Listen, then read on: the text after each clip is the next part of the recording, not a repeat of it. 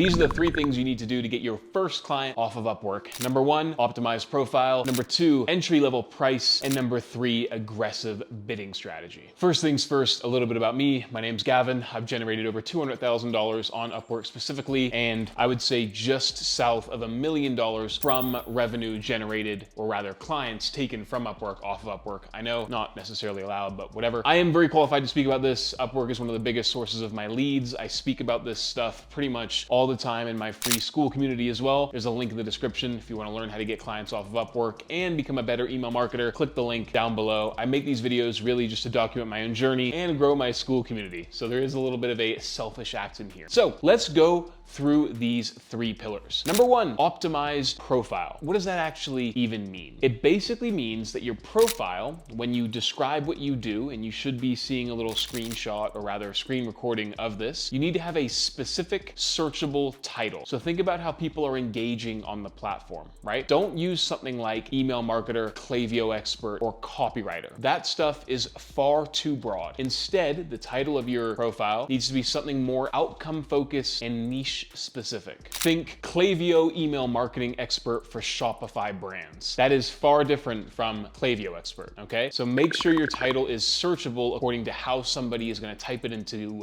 Upwork. Number two, a client-focused opening line. The first 1 to 2 lines matter the most when it comes to your profile because they show up in search results and profiles. Here's an example of a bad one, okay? And I see this a lot when I look at other people's profiles on Upwork. Number one is like, I am an experienced email marketer with 5 years of experience. First of all, that's just terrible copy, especially if you're an email marketer, so that's just not gonna work. A better version of this would be, I help Shopify brands turn Klaviyo into a reliable revenue channel through better flows, campaigns, segmentation, and overarching retention strategy. Notice how that is significantly different from the other one. There's specificity and allusion to strategy in that first line. You want to lead with the outcome, okay? Not your biography. People don't really care about who you are at the start. They care about how you can help them. And then if they get through those lines, they'll then go to the next steps, okay? Figuring out who you are. Now, you also need to have a clear positioning statement in your biography for your Upwork profile. Once again, you should be able to see mine here now on the screen, but your profile should quickly answer, who do you help? What do you help them achieve? And why should they trust you, okay? Now keep in mind, you can build stuff into these three things with case studies, which I'll speak to in a second, but you're essentially just trying to include that in your bio. For example, I work with e-commerce brands that want to increase revenue from email and SMS without relying on constant discounts or generic campaigns, okay? That explains who I help and how I help them, okay? And the why they should trust you will be dovetailed. You can add stuff like, I have done XYZ in the XYZ period of time, and you can also highlight case studies. Number four, under this number one element, this is where most profiles are weak, but it's having strong proof. Include specific proof. For example, on my profile, I say, I've helped over 300 e-commerce brands improve email and SMS marketing performance. I've built Klaviyo flows for brands doing $100K to $3 million per month, created welcome, abandoned cart, abandoned checkout, browse abandoned, post-purchase thank you flows, you name it. Use numbers wherever possible, and Upwork really does recommend quantifying achievements. For example, we've increased open rates by XYZ%, or we've generated this much revenue. Now, if you're just starting, this is hard to do, right? You might not have proof. And if you're just starting on Upwork, you definitely don't have any proof because you haven't worked with anybody. So in that case, it's important to highlight approaches to strategy. They don't necessarily need to be exact case studies, but just highlight your approach to strategy in general instead of highlighting previous work that you've done for other clients, okay? Speak to your approach and the results that your approach should generate if you can't reference actual examples. The next one that you really need to focus on is a good profile picture. This is massive, and so many people